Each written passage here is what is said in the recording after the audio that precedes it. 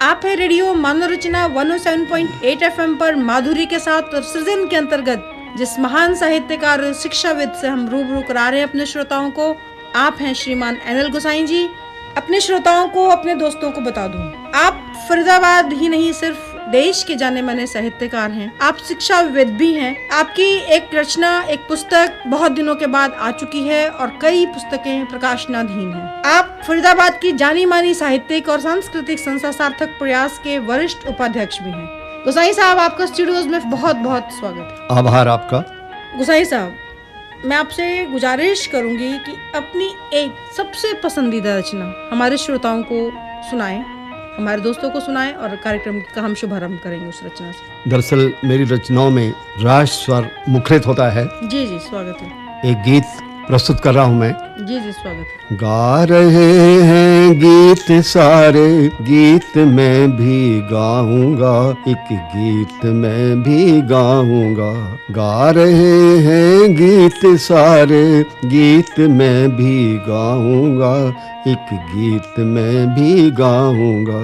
मैं अपना पूरा गीत नहीं पढ़ूंगा, उसके कुछ कुछ अंश पढ़ूंगा आपके सामने। गीत लंबा है वैसे। है कसम भारत की आन और शान की, क्या बात है कसम भारत की आन और शान की, मैं लगाऊंगा ये बाजी जान की, फिर तिरंगे में लिपट कर आऊंगा, भारती कहलाऊंगा, एक गीत मैं भी गाऊंगा। गा रहे हैं गीत सारे, गीत मैं भी गाऊंगा, एक गीत मैं भी गाऊंगा। और उस शहीद का स्मारक बनाते हैं लोग, और स्मारक की कोई परवाह नहीं करते, उसके ऊपर धूल जमती रहती है, पक्षी बीट करते रहते हैं, और इस प्रकार से उसका हाल बेहाल हो जाता है। मेरा निवेदन है, मत बनाना मकबरा या यादगार, मत बनाना मकबरा या यादगार, मैं धरा पर जन्म लूंगा बार बार, मैं धरा पर जन्म लूंगा बार बार, भूल जाए याद फिर भी आऊंगा, गीत सबके गाऊंगा, एक गीत मैं भी गाऊंगा। देश हित जीना मेरा, मरना मेरा, देश हित जीना मेरा, मरना मेरा, दोस्तों अफसोस मत करना मेरा, गीत बनकर मैं जुबां पर आऊंगा, अश्रुकण बन जाऊंगा, गीत बनकर मैं जुबां पर आऊंगा, अश्रुकण बन जाऊंगा, एक गीत मैं भी गाऊंगा। गा रहे हैं गीत सारे, गीत मैं भी गाऊंगा, एक गीत मैं भी गाऊंगा, गीत मैं भी गाऊंगा। गोसाई साहब, आपकी इस रचना को सुनकर मुझे आपका वो पसंदीदा गीत याद आ रहा है। कर चले हम फिदा जानो तन साथियों, अब तुम्हारे हवाले वतन साथियों। कर चले हम फिदा जानो तन साथियों, अब तुम्हारे हवाले वतन साथियों। कर चले हम फिदा जानो तन साथियों, अब तुम्हारे हवाले वतन साथियों।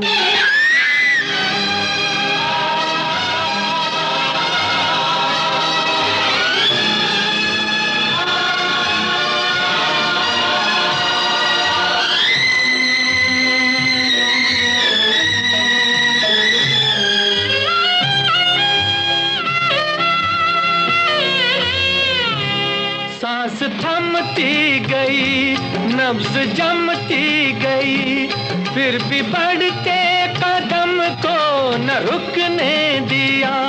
कट गए सर हमारे तो कुछ गम नहीं, सर हिमालय का हमने न झुकने दिया। मरते मरते रहा बागपन साथियों, अब तुम्हारे हवाले वतन साथियों। कर चले हम फिदा जान तन साथियों, अब तुम्हारे हवाले वतन साथियों।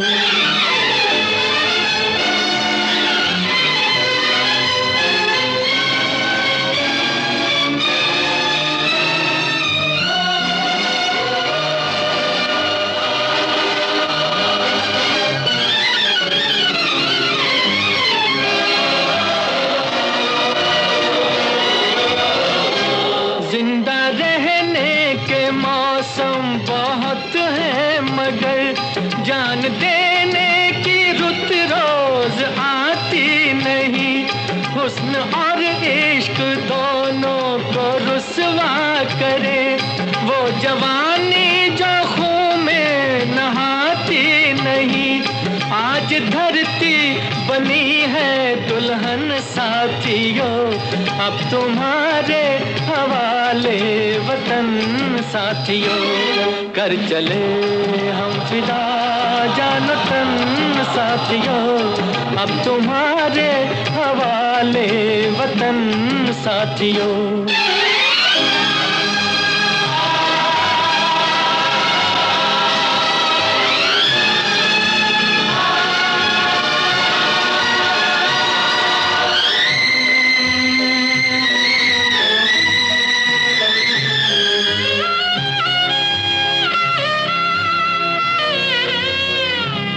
राह कुर्बानियों की न वीरान हो, तुम सजाते ही रहना नए काफिले।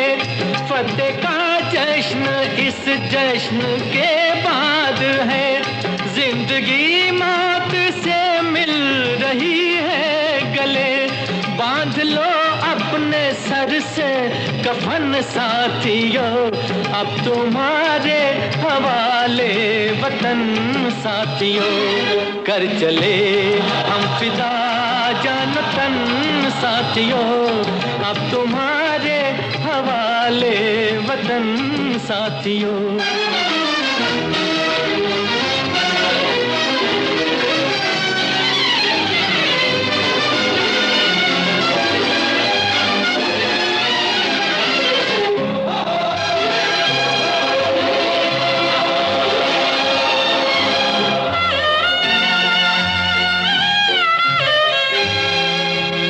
खींच दो अपने खून से ज़मीं पर लकीर, इस तरफ आने पाए न रावण कोई।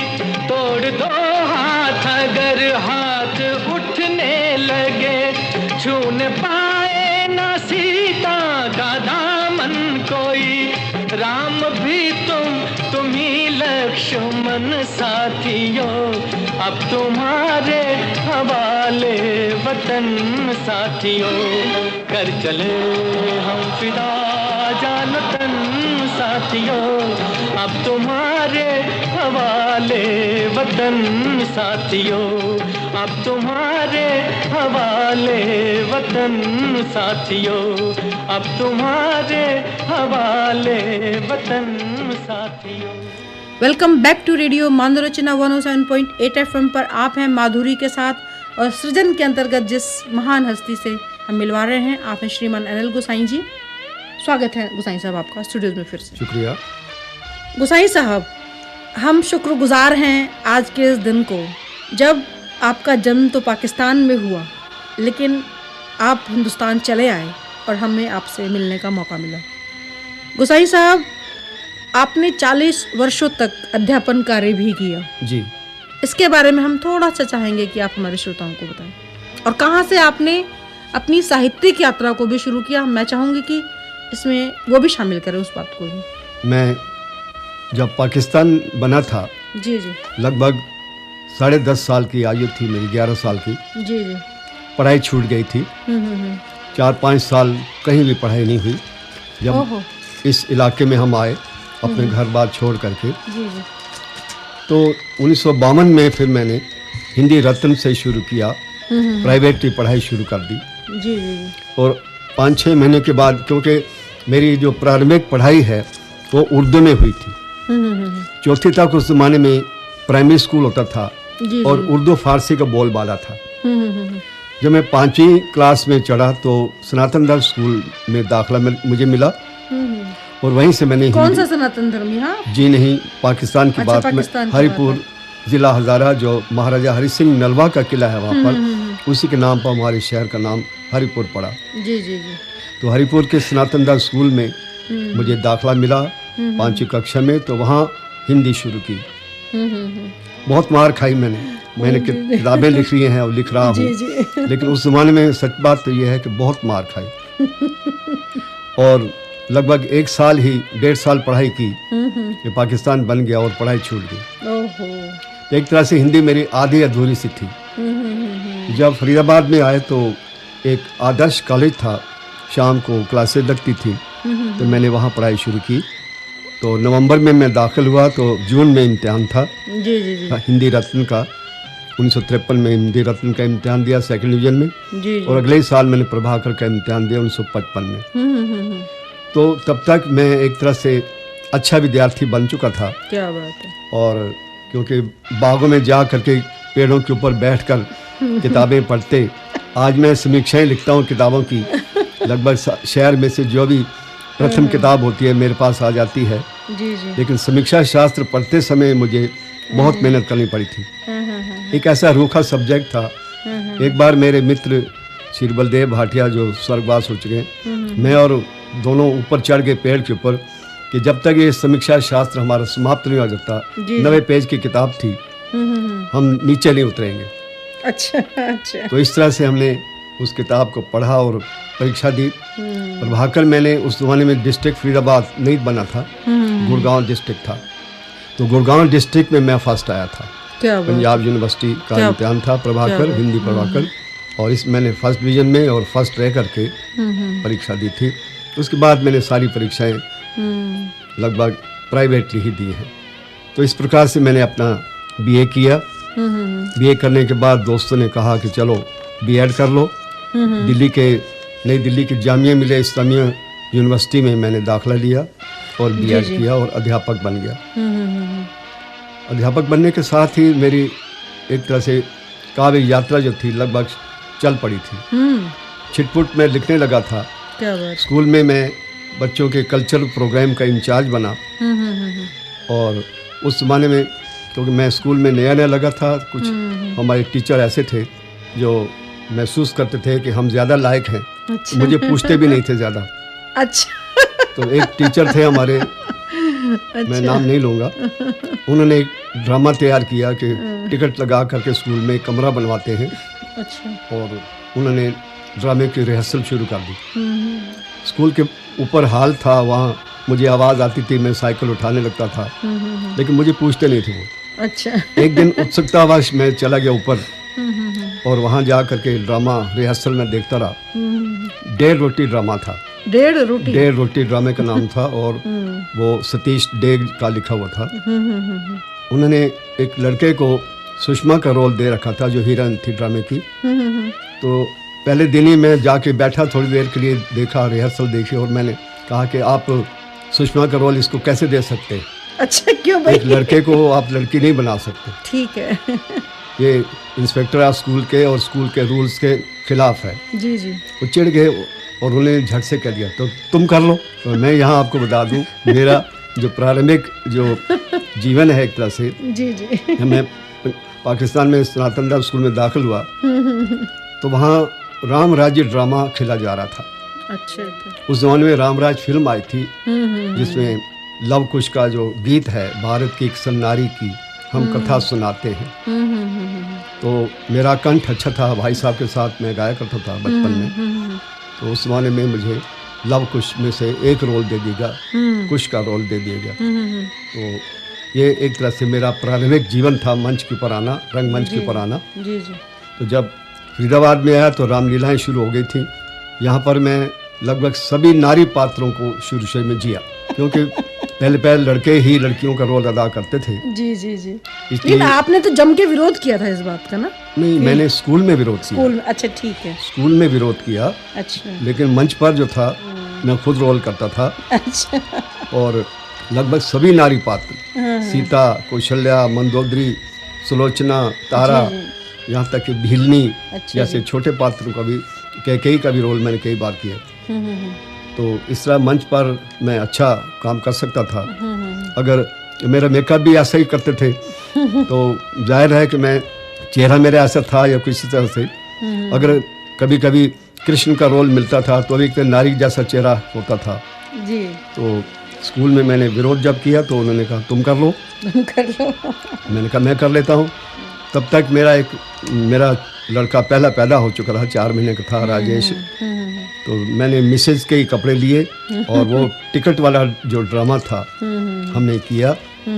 उस जमाने में बल्लभगढ़ तहसील जो थी सब डिवीज़न बन चुका था। जी जी। श्री बलदेव कपूर SDM बन करके आए थे।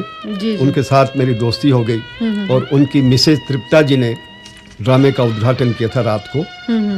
और अगले दिन उनके साथ मेरा फोटो भी हुआ कि सुषमा का रोल किसने किया। तो इस तरह से एक यात्रा जो थी चलती रही। फिर बाद में जब स्कूल में कल्चर प्रोग्राम का इंचार्ज बना तो मैंने गीत, कवालियाँ, भाषण लिखने शुरू कर दिए थे। जी जी। लेकिन वो छिटपुट होते थे। थारोले मेरी साहित्यिक यात्रा जो है वो रिटायरमेंट के बाद होती है। जब मैं सनातन राम स्कूल में प्रिंसिपल बना और श्री प्रकाश लखानी से मेरा संबंध बना, इनकी संस्था की प्रयास, मैं उसका सदस्य बना और उनकी मित्रता ऐसे रंग लाई कि मैं फिर लगातार लिखने लगा। मेरा काव्य संग्रह प्रकाशित हुआ, दूसरा प्रकाशित होने जा रहा है। ये सब एक तरह से मित्रों की या साहित्य के ऊपर जो एक विशेषता होती है माँ सरस्वती की, वो कृपा मेरे ऊपर है। और मैं बहुत खुश हूँ इस बात से कि मैं लिखता हूँ और मेरी चीज़ें पसंद की जाती हैं। उसाई साहब, आप जो भगवान राम और रामलीला के बारे में बात कर रहे थे तो मुझे आपका वो पसंदीदा गीत आ रहा था बीच बीच में याद, मैं वो सुनाना चाहूंगी अपने श्रोताओं को। जरूर। मन तड़पत हरि दर्शन, मन तड़पत हरि दर्शन को आज, मन तड़पत हरि दर्शन को आज, मन तरपत हरि दर्शन को आज, मन तरपत हरि दर्शन को आज, मोरे तुम बिन बिगड़े सगर काज, ओ बिनती करत हूँ रखियो लाज, मन तरपत हरि दर्शन को आज, तुमरे द्वार का मैं हूँ जोगी,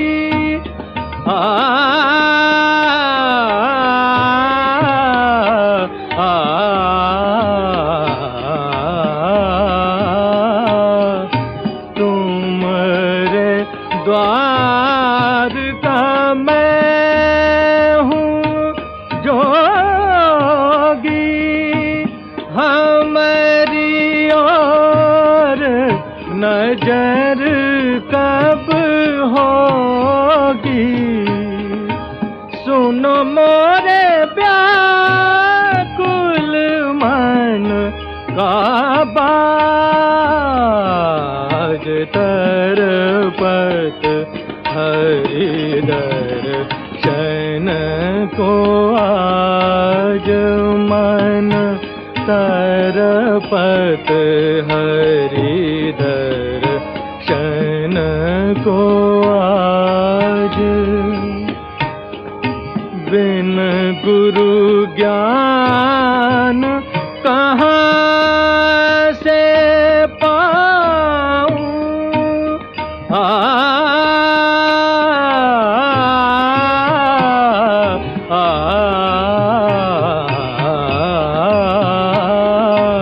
बिन गुरु ज्ञान कहाँ से पाऊं, दीजो दान हरि गुण गाऊं, सब गुणी जन पे तुम राज तरपत हरि दर्शन को आज मन तरपत हरि दर्शन को आज। Welcome back to radio Manav Rachna 107.8 FM पर आप हैं माधुरी के साथ और सृजन के अंतर्गत जिस महान हस्ती से आज हम आपको रूबरू करा रहे हैं, आप हैं श्रीमान अनिल गोसाई जी। गोसाई साहब, आपका स्टूडियोज में फिर से बहुत बहुत स्वागत है। आभार माधुरी जी। गोसाई साहब, आपने एक नई काव्य विधा अल्पा का सृजन किया है जी हाँ। इसके बारे में आप हमारे दोस्तों को, श्रोताओं को कुछ बताना चाहेंगे? अल्पा एक ऐसी काव्य विधा है जी जी जो बहुत छोटी सी है, जी जी जो हाइकू या खिणका आदि से बिल्कुल अलग है। जी जी हाइकू में वर्णों का जिक्र है 5 7 5 का, जी जी लेकिन अल्पा अचानक दिमाग की मेरी उपज थी, जिसको अखिल भारतीय हिंदी साहित्य सम्मेलन गाजियाबाद में बहुत पसंद किया गया। जी जी मैंने नाम दिया था अल्पा, जी जो तुरंत अपना रस देती है, अपना संदेश देती है, अपना अर्थ बताती है। जी जी और फिर भी मुझे शक था कि मैं इसको क्या नाम दूं। तो अपनी कविता पढ़ने से पहले वहाँ की काव्य निशा में जो मंच पर विद्वान मंडल था, डॉक्टर कृष्ण मित्र जैसे लोग बैठे थे, सतीश सागर जी बैठे थे, उन सब के रूबरू बड़े झिझकते हुए मैंने कहा कि मैंने एक नई विधा शुरू की है। 5-6 मैंने अल्पाएं सुनाई। तो मैंने कहा, निवेदन किया उनसे कि इसका आप नामकरण कीजिए। मैंने तो अल्पा दिया है नाम इसका। तो उन्होंने कहा अल्पा नाम बिल्कुल सही है इसका। मुहर लगा दी आपकी। जी हाँ। तो मैं 2-3 ही बता देता हूँ आपको। जी जी स्वागत है। भोर, इसमें एक शब्द, 2 शब्द और 3 शब्द, कुल मिलाकर 3 शब्द है। मात्राओं की गिनती नहीं है, शब्द हैं सिर्फ 1 2 3, कुल 6 शब्दों की अल्पा है। जी जी भोर ले जाती जीवन की ओर, राम पुरुष की उद्दंडता पर विराम, क्या बात। सीता नारी की संपूर्ण आचार संहिता। क्या बात ऐसे मैंने सारी अल्पाएं लिखी हैं, लगभग 300 के आसपास हैं, है। जी जी जो मेरी अगली किताब में आ रही हैं। जी जी और हमारे SPS चौहान साहब जो सुप्रीम कोर्ट के वरिष्ठ जी जी अधिवक्ता हैं, उनको हम अपने श्रोताओं से मिलवा चुके हैं। श्रीमान सतपाल सिंह चौहान जी से आप जानते हैं। उन्होंने पसंद किया है। जी जी श्री जय भगवान गुप्त राकेश जी ने पसंद किए हैं, हमारे प्रदीप गर्ग पराग जी ने, प्रकाश जय भगवान गुप्त राकेश जी मीनाक्षी से भी मिलवा ने, चुके हैं श्रोताओं को। हमारे जितने भी साहित्यिक मित्र हैं उनको ये पसंद आई है। गुसाई साहब, आपकी रिश्तों की मिठास शीर्षक में माँ और दादी पर 2 प्रसिद्ध रचनाएं हैं। मैं आपसे गुजारिश करूंगी हमारे श्रोताओं से, हमारे दोस्तों से आप जरूर शेयर करें। रिश्तों की मिठास, मैंने कई रिश्तों पर लिखे 9-10 रिश्ते हैं, जी जी जिन पर मैं सिर्फ माँ और दादी पर ही 2 छंद अपने पढ़ूंगा। जी जी स्वागत है। मिलता था मुझको ममता का झूला, यादें पुरानी मैं अब तक न भूला। क्या बात है। गा गा के लोरी सुलाती थी मुझको, आंचल के नीचे छुपाती थी मुझको। क्या बात। चुपके से ले लेती मेरा वो चुंबन, कितना सुखद था माँ का आलिंगन। क्या बात है। वही मेरी काशी अयोध्या वृंदावन, मैं नचित करूं उसका वंदन वंदन, मैं नचित करूं उसका वंदन वंदन। और दादी, जी जी स्वागत। दादी की गोदी में जो सुख है पाया, इंद्रासन भी था उससे लजाया। क्या बात है। करती थी व्रत और तुलसी का पूजन, हाथों में माला अधरों पे सिमरन। हंसमुख था चेहरा काया थी कंचन, मन उसका ठाकुर जी का सिंहासन। क्या बात है। उसने बनाया था घर को ही मधुवन, परिवार लगता था नंदन नंदन। क्या बात है। परिवार लगता था नंदन नंदन। गोसाई साहब, आपकी दादी और माँ वाली बात सुनकर मुझे आपका वो पसंदीदा गीत याद आ गया। इनकी हमेशा आपको याद है और वो गीत मैं सुनाना चाहूँगी, अपने श्रोताओं से शेयर करना चाहूँगी। न ये चांद होगा न तारे रहेंगे, मगर हम हमेशा तुम्हारे रहेंगे। न ये चांद होगा, न ये चांद होगा, न तारे रहेंगे, मगर हम हमेशा तुम्हारे रहेंगे। न ये चांद होगा।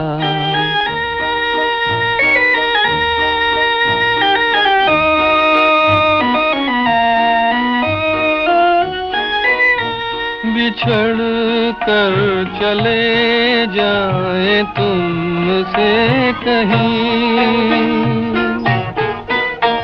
तो ये ना समझना मोहब्बत नहीं। जहाँ भी रहे हम तुम्हारे रहेंगे। न ये चांद होगा, न तारे रहेंगे, मगर हम हमेशा तुम्हारे रहेंगे। न ये चांद होगा।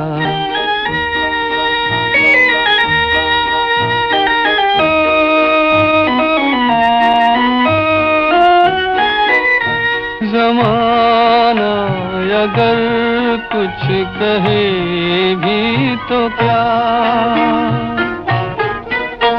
मगर तुम न कहना हमें बेवफा।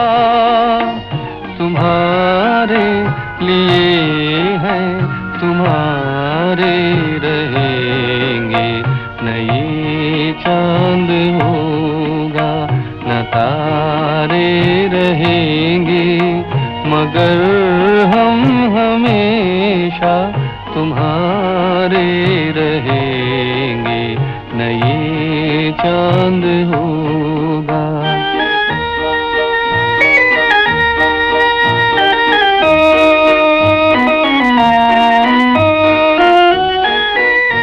ये होगा सितम हमने पहले न जाना,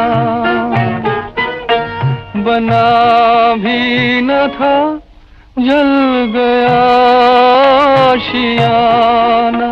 कहाँ अब मोहब्बत के मारे रहेंगे। न ये चांद होगा, न तारे रहेंगे, मगर हम हमेशा तुम्हारे रहेंगे। न ये चांद होगा। Welcome back to radio Manav Rachna 107.8 FM पर आप हैं माधुरी के साथ, और स्टूडियोज में हमारे साथ हमारे महान साहित्यकार हैं श्रीमान एनएल गोसाई जी। सृजन के अंतर्गत श्रोताओं से आज मैं उनको रूबरू करा रही हूँ। गोसाई साहब, आपका स्टूडियोज में फिर से बहुत बहुत स्वागत है। शुक्रिया माधुरी जी। गोसाई साहब, आपकी जो पुस्तक आई थी बहुत दिनों के बाद, वो सचमुच में बहुत दिनों के बाद आई थी। क्या उसका नाम आपने बहुत दिनों के बाद सिर्फ इसलिए रखा कि बहुत दिनों बाद आई वो, लंबे इंतजार के बाद, या कुछ और वजह रही उसकी? मेरे दोस्तों का तो कहना है व्यवहारिक रूप में कि बहुत दिनों के बाद पुस्तक आई है परंतु इस पुस्तक का जो शीर्षक है, जी जी, उसका जो प्रतिनिधि गीत है वो बहुत दिनों के बाद है। तो मैं उसकी कुछ पंक्तियाँ प्रस्तुत करना चाहूँगा। जी जी, स्वागत है। बहुत दिनों के, इसमें मैं निवेदन करूँ कि इसमें पहले प्रतीक्षा है, फिर आशा है और मिलन है। इस गीत में तीन चीजें एक साथ हैं। जी जी। जो नायिका है उसको पहले अपने परदेसी पिया की प्रतीक्षा होती है, फिर अचानक उसको आशा बनती है कि वो आने वाला है, जी जी। फिर वो आ जाता है, उसका मिलन होता है।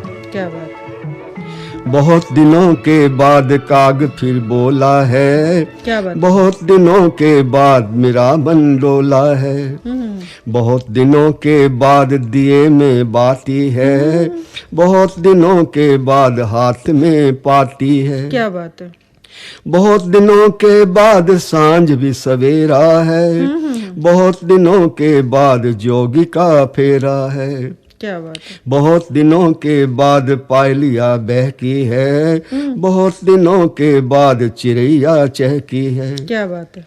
बहुत दिनों के बाद आंख में कजरा है, बहुत दिनों के बाद वेणी में गजरा है। बहुत खूब। बहुत दिनों के बाद आईना देखा है, बहुत दिनों के बाद स्मित की रेखा है। क्या बात है। बहुत दिनों के बाद पिया घर आया है, बहुत दिनों के बाद ये अवसर पाया है। क्या बात है। बहुत दिनों के बाद अधर पर लाली है, बहुत दिनों के बाद उमरिया बाली है। क्या बात है। बहुत दिनों के बाद श्वास में खुशबू है, बहुत दिनों के बाद सामने वस्तु है। क्या बात है। बहुत दिनों के बाद दांत में आंचल है, क्या बात। बहुत दिनों के बाद सुखद अब हर पल है। बहुत दिनों के बाद नैना चार हुए, बहुत दिनों के बाद कपोल अनार हुए। क्या बात। बहुत दिनों के बाद कंठ से लगाया है, बहुत दिनों के बाद बाहों में काया है। क्या बात। कौन आया मेरे मन के द्वारे, पायल की झनकार लिए। कौन आया,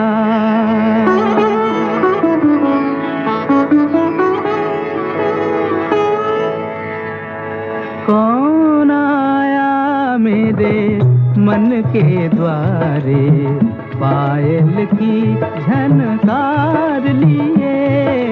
कौन आया मेरे मन के द्वारे, पायल की झनकार लिए। कौन आया।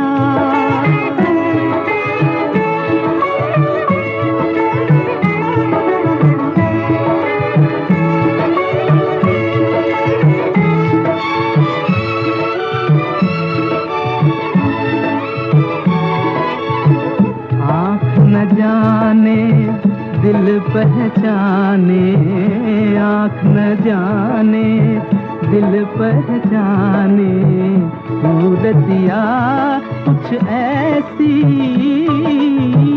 आँख न जाने दिल पहचाने, सूरतिया कुछ ऐसी। याद करूं तो याद न आए, मूर्तिया ये कैसी। पागल मनवा सोच में डूबा, सपनों का संसार लिए। कौन आया मेरे मन के द्वारे, पायल की झनकार लिए। कौन आया।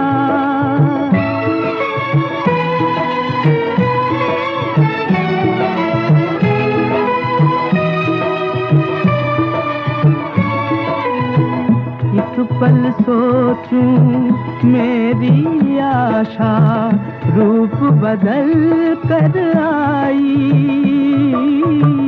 एक पल सोचूं मेरी आशा, रूप बदल कर आई। दूजे पल फिर ध्यान ये आए, हो न कहीं परछाई। जो परदेसी के घर आई, एक अनोखा प्यार लिए। कौन आया मेरे मन के द्वारे, पायल की झनकार लिए। कौन आया। Welcome back to radio Manav Rachna 107.8 FM पर। आप हैं माधुरी के साथ और जिस सृजनकार के साथ सृजन में आज हम मिलवा रहे हैं अपने श्रोताओं को। इतना सुंदर वो गीत गा भी रहे हैं और सुना भी रहे हैं हमारे दोस्तों को। स्टूडियोज में आपका गोसाई जी बहुत बहुत स्वागत है। शुक्रिया माधुरी जी। गोसाई साहब, आपको बहुत सारे सम्मानों से सम्मानित किया गया। अखिल भारतीय राष्ट्रभाषा विकास संगठन तथा यूएसएम पत्रिका गाजियाबाद द्वारा राष्ट्रीय प्रतिभा सम्मान से आप अलंकृत हैं। हरियाणा शिक्षा विभाग द्वारा काव्य पाठ प्रतियोगिता में माननीय मुख्यमंत्री द्वारा आपको सम्मानित किया गया। लोकोत्थान क्लब फरीदाबाद द्वारा उत्कृष्ट अध्यापक सम्मान से आप सम्मानित हैं। अंतर्राष्ट्रीय संस्था अवंतिका द्वारा भी आपको सम्मानित किया गया, कई बार किया गया। लोकनायक जयप्रकाश नारायण सम्मान मिला आपको। डॉक्टर राजेंद्र प्रसाद सम्मान आपको मिला। डॉक्टर सर्वपल्ली राधाकृष्णन सम्मान से आप सम्मानित हैं। आपको जन कल्याण समिति फरीदाबाद द्वारा भी सम्मानित किया गया और बहुत सारी संस्थाओं, साहित्यिक, सामाजिक, सांस्कृतिक और शैक्षणिक संस्थाओं से आप सम्मानित हुए। न्यायमती शिक्षण संस्था द्वारा आप सम्मानित हैं। अखिल भारतीय साहित्यकार संसद बिहार द्वारा आप सम्मानित हैं। उर्दू दोस्त फरीदाबाद की जानी मानी संस्था है, उससे भी आप सम्मानित हैं। कैसा लगता है इतने सारे सम्मान आपको लेकर? देखिए, ये मेरे मित्रों की और माँ सरस्वती की अपार कृपा है जी जी, जो मुझे इस योग्य समझते हैं और मैं बड़ी विनम्रता के साथ ये सम्मान स्वीकार करता हूँ। वरना मैं इस योग्य शायद नहीं, मुझसे ज्यादा योग्य साहित्यकार इस शहर में हैं। और ये बात सुनते ही मुझे शायर मुकेश गंभीर की वो पंक्ति याद आ जाती है, वो शख्स जो तुमसे झुककर मिला होगा यकीनन उसका कद तुमसे बड़ा होगा। जी हाँ, बिल्कुल सही बात है। जी जी, मैं एक राष्ट्रीय रचना जी जी, स्वागत है, प्रस्तुत कर रहा हूँ। जी जी। जय जय श्री भरत राष्ट्र, जय हो हिंदुस्तान की। जय जय श्री भरत राष्ट्र, जय हो हिंदुस्तान की। जय जवान जय किसान, जय हो विज्ञान की। शीश पर है हिम किरीट, हरित वस्त्र अंग अंग। नदियों में सुधाधार, बहती जहां जल तरंग। अद्भुत है शोभा इसके नीले वितान की। जय जय श्री आर्यवर्त, जय हो हिंदुस्तान की। सावन उठा लाया बादलों की पाल की। मधुरित्व ले आए खुशबू रसाल की। ग्रीष्म में ठंडाई तो शरद है पकवान की। जय जय श्री भरत राष्ट्र, जय हो हिंदुस्तान की। और ये देख भारतीय हिंदू मुस्लिम एकता। जी जी, स्वागत है। होली पे गुझिया बना लाए नादिरा। होली पे गुझिया बना लाए नादिरा। ईद की सेवैयां ले आए इंदिरा। मिल रही हैं छातियां हिंदू मुसलमान की। जय जय श्री भरत राष्ट्र, जय हो हिंदुस्तान की। पीरों के मकबरों पे हिंदू मन्नत मानते। संतों की महिमा को मुसलमान जानते। प्यारी है भारत भूमि गीता और कुरान की। जय जय श्री भरत राष्ट्र, जय हो हिंदुस्तान की। जय जय श्री भरत राष्ट्र, जय हो हिंदुस्तान की। आपने जो इसमें हिंदू मुसलमान के मिलने की बात कही, मुझे आपका वो पसंदीदा गीत याद आ रहा है, अल्लाह तेरो नाम, ईश्वर तेरो नाम। अल्लाह तेरो नाम, अल्लाह तेरो नाम, ईश्वर तेरो नाम। अल्लाह तेरो नाम, ईश्वर तेरो नाम। सबको सन्मति दे भगवान। सबको सन्मति दे भगवान। अल्लाह तेरो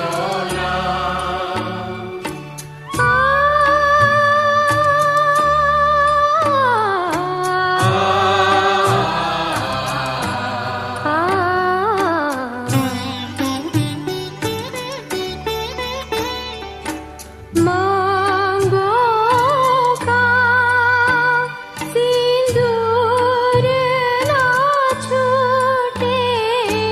मांगो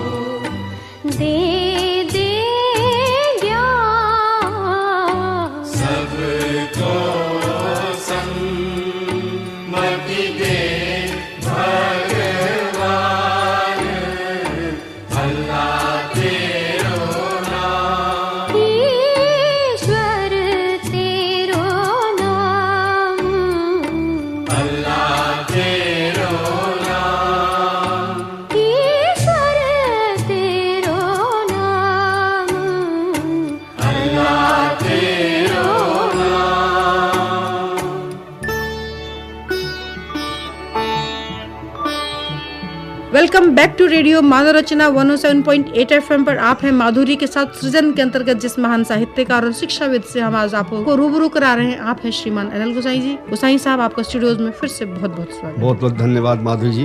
गोसाई साहब, अब ये प्रश्न जो मैं पूछने जा रही हूँ शायद हम सबका मन भरा है, लेकिन पूछना लाजमी है कि कहते हैं कि हर सफल पुरुष के पीछे एक महिला का हाथ होता है। तो मैं आपसे भरे दिल से पूछना चाहती हूँ उनके बारे में। सत्य भी है और व्यवहार भी। मैं अपने पीछे, अपनी सफलता के पीछे अपनी पत्नी का हाथ मानता हूँ। वैसे तो मैं बड़ी नम्रता और झिझक के साथ कह सकता हूँ कि जब मैं रामलीला खेलता था तो लड़कियां आकर्षित होती थी, लेकिन मैं विवाह के बाद मेरी पत्नी जो थी योग्य थी, सुंदर भी थी जी जी जी और माँ बाप की इकलौती संतान भी थी। जी जी इसलिए मैं जब स्कूल में अध्यापक था और मैं लिखता था, समीक्षाएं लिखता था या कविताएं लिखता था, जी। भाषण लिखता था, जी जी तो अभी बच्चे भी नहीं हुए थे तो मैं उसको कहता था मैं बोलता हूँ तुम लिखो। तो वो क्योंकि नई नई शादी हुई थी एक तरह से, जी जी और वो मैं बोलता था, बीच बीच वो सो जाती थी। दिन भर वो इंतजार में होती थी या काम में थकी होती थी। तो मैं एक ठरकी आदमी था, मुझे तो अपना लेख पूरा करना होता था जी जी और वो लिखती थी, सुंदर लिखती थी। क्या और इसलिए जब वो रात 1:30-2 बजे कभी कभी सोते सोते मुझे याद आता है कि ये पंक्तियाँ मैं फलां किताब से ले सकता हूँ, इस शेर को ले सकता हूँ या ये विचार ले सकता हूँ, तो मैं आधी रात को बिजली जला करके वो उसको जगाता, मैं अब इस किताब से कुछ बोलूँगा और तुम लिखोगे। अच्छा। तो परेशान होते थे, लेकिन उससे मेरा पूरा पूरा साथ दिया। जी जी। और मेरी सफलता का राज मेरी पत्नी है, स्वर्गवासिनी पत्नी। गोसाई साहब, आपने जो अपनी धर्म पत्नी के बारे में, जीवन संगिनी के बारे में बताया, जिस तरीके से आप उनको जगाते थे और वो आपका साथ सोते हुए नींद से जागकर वो आपका साथ देती थी, तो मुझे आपका वो पसंदीदा गीत याद आ रहा है, ये जिंदगी उसी की है जो किसी का हो गया, प्यार ही में खो गया, ये जिंदगी उसी की है। जिंदगी उसी की है जो किसी का हो गया, प्यार ही में खो गया, ये जिंदगी उसी की है। गोसाई साहब, आपका बहुत बहुत धन्यवाद, बहुत बहुत स्वागत कि आपने अपने कीमती समय में से हमें समय दिया, हमारे श्रोताओं के लिए, सृजन के लिए। आपका बहुत बहुत हम शुक्रगुजार हैं। सो सुनते रहिए रेडियो मानव रचना 107.8 FM. Feel good, feel live. जिंदगी उसी की है जो किसी का हो गया, प्यार ही में खो गया, ये जिंदगी उसी की है।